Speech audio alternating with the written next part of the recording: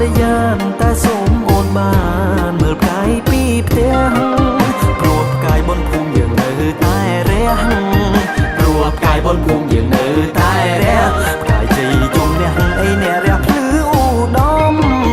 បងភូមិអ្នកយើងមកវិញហើយអោបងប្អូនហើយអញ្ជើញឡើងឡើងមកគ្រប់គ្នាទួសមមិនសម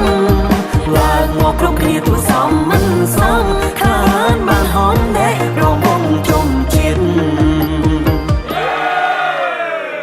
សូមសុខឡើយអសុខសានសុខក្រុមទីឋានដែរនរកថាស្រុកភូមិឃុំខេត្តដែរណសីណាក្រុមខ្សែចំការសុខាទាំងអស់គ្នា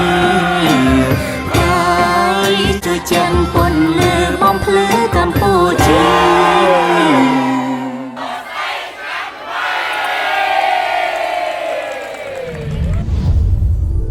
បុរីមេកុងឡែនផ្ដើមជីវិតរីករាយនិងជោគជ័យនៅទីនេះ